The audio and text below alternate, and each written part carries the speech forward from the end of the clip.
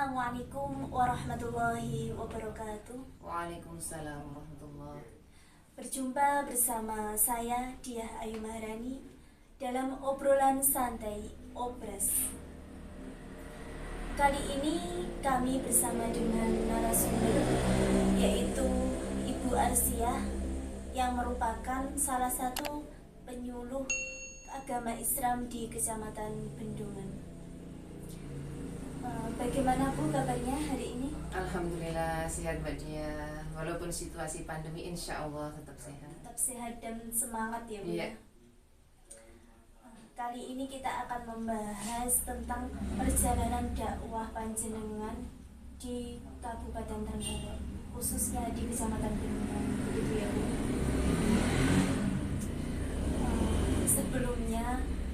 Sebelum kita membahas panjang lebar mengenai perjuangan dakwah panjenengan, menurut panjenengan dakwah itu sendiri apa sih?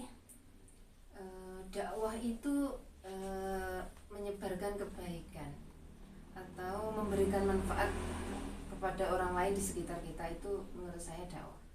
Jadi siapapun bisa berdakwah ya Bu? Iya, bisa, insya Allah sesuai dengan kemampuan kita masing-masing. Kemudian awal mula panjenengan bisa sampai dakwah di Kecamatan Bendungan ini sendiri bagaimana?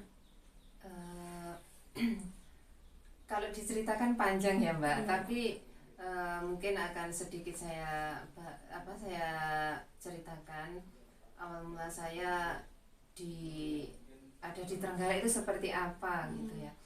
Belum lama Mbak sebenarnya, dari tahun 2008 saya sampai 2021 sekarang, berarti berapa tahun ya kira-kira? Sudah lama. 10 lebih ya? 10 tahun masih lebih itu baru sudah... 10 tahun lebih. Nah jadi dulu itu sebenarnya tidak terpikir sama sekali saya itu akan tinggal di Trenggalek. Jadi mulai dari saya di pondok sampai kemudian saya kuliah dulu ketika di Jakarta itu tidak terbersit sama sekali. Tapi ternyata Allah berkehendak lain. Saya ditempatkan di tempat yang insya Allah itu tidak salah Allah menempatkan saya, pasti ada hikmahnya. Iya. Seperti itu.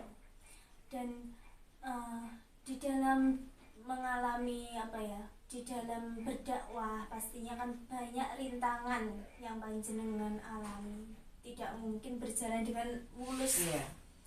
Kira-kira tantangan apa yang terbesar dalam dakwah di Bendungan ini? Gini Mbak ya, dulu itu sebenarnya awal-awal di Trenggalek saya itu belum begitu mengenal ya itu daerah-daerah di Trenggalek, apalagi di Kecamatan Bendungan. Kemudian saya tiba-tiba tinggal di desa yang medannya itu lumayan ekstrim. Dan salah satu yang menurut saya sulit, menjadi sedikit hambatan, itu medan menuju lokasi tempat mengisi yasinan. Jadi dulu itu awal-awalnya berangkatnya dari itu jamaah yasin, kemudian dengan berjalannya waktu melihat lingkungan sekitar itu banyak sekali anak-anak, tidak hanya orang tua, anak-anak yang di situ usia prasekolah itu belum mengenyam pendidikan yang semestinya Mbak Ayu. Jadi berangkat dari situ akhirnya kami mendirikan sebuah yayasan yang membawai lembaga pendidikan, ada PAUD sama madrasah diniyah. Jadi yang saya ingat sampai sekarang itu ketika dulu membuka lembaga pendidikan itu, kami itu tinggal di kandang sapi. Jadi kandang sapi kita jadikan kelas waktu itu. Sebelum berdirinya lembaga itu. Iya, jadi itu sebelumnya itu kandang sapi punya Pak Cari Depok ya waktu itu. Kemudian diwakafkan. Kandang sapinya kita buat menjadi kelas untuk anak-anak, dan waktu itu juga kesadaran masyarakat itu juga belum seperti saat ini Mbak. Untuk menyekolahkan anak-anak di usia dini itu masih perlu sosialisasi yang panjang. Jadi waktu itu ya akhirnya door to door untuk sosialisasi tentang masalah pendidikan anak usia dini. Jadi awal mulanya seperti itu, dari dari yasinan ke yasinan, kemudian kita mengembangkan dakwah kita di lembaga pendidikan seperti itu, Mbak. Kan panjenengan kan sebenarnya ketika berada di Trenggalek ataupun di Bendungan itu sebenarnya kan bisa hanya di rumah saja, tidak perlu kemana-mana. Terus yang mendasari kok mempunyai niatan untuk berdakwah sampai mendirikan lembaga pendidikan dan juga sampai terjun di jamaah yasin dan lain sebagainya, itu apa yang memotivasi panjenengan? Saya hanya ingat salah satu ayat apa hadis ya, hadis balighu anni walau ayat, sampaikan walau satu ayat. Itu selalu saya tanamkan dalam diri saya bahwa apa yang saya dapat baik dari pondok dulu maupun ketika saya belajar di sekolah dulu, bahwa kita ada kewajiban untuk menyampaikan apa yang kita dapatkan seperti itu. Dan saya bermimpi bahwa di tempat saya tinggal, utamanya di Kecamatan Bendungan, itu akan menjadi sebuah daerah, menjadi sebuah desa yang di situ itu SDM-nya unggul, Mbak.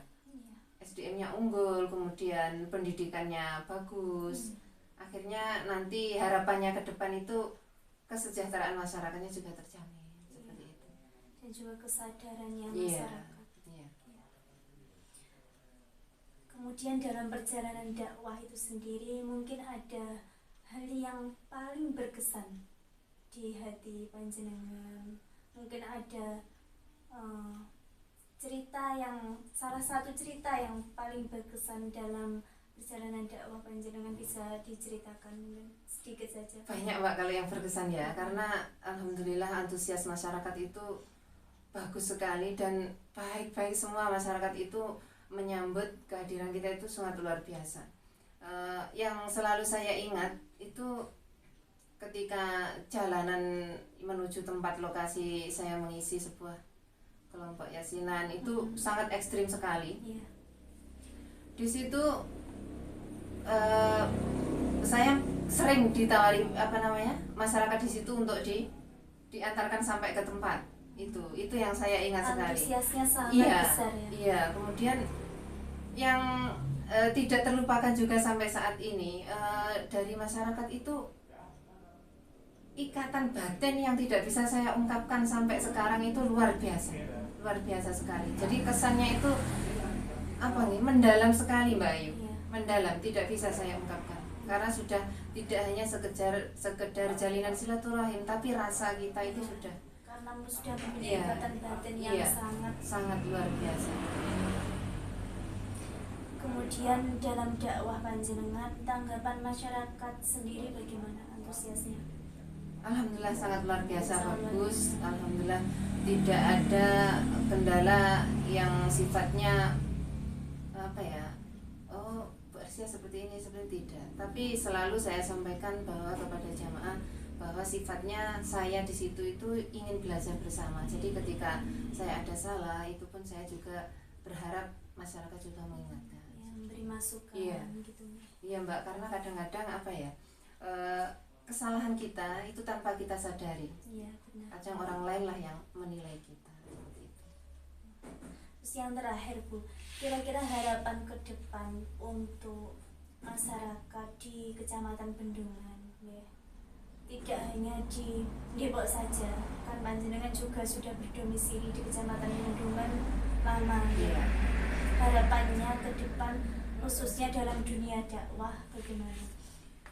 Kalau saya bermimpi, Mbak, ya, bermimpi akan ada banyak generasi yang meneruskan estafet perjuangan ini. Jadi semoga saja ke depan nanti dengan perjuangan kita hari ini tuh muncul generasi-generasi yang bisa meneruskan estafet perjuangan. Itu harapan saya. Jadi Bendungan itu dari sisi agama, dari sisi pendidikan, SDM dan lain-lain, semoga lebih maju, lebih meningkat lagi seperti itu.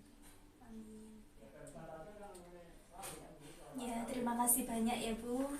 Mungkin dari kisah perjalanan dakwah panjenengan nanti bisa diambil manfaatnya, dan tentunya kaum muda yang ada di Kecamatan Bendungan itu bisa mencontoh dakwah yang panjenengan terapkan di desa Depok. Amin ya rabbal alamin. Ya. Terus, aku ganti potong nanti. Langsung. Ya, langsung. Demikianlah tadi obrolan santai kita kali ini, yang insya Allah sangat menginspirasi kaum muda pada umumnya. Kita sebagai generasi muda jangan menyerah ataupun patah semangat. Kita harus mempunyai tekad semangat yang luar biasa seperti yang dicontohkan oleh moderator kita kali ini, narasumber kita kali ini, yaitu Bu Arsiah, yang insya Allah banyak sekali manfaatnya yang kita bisa ambil. Cukup sekian obrolan kita kali ini. Wassalamualaikum warahmatullahi wabarakatuh. Waalaikumsalam.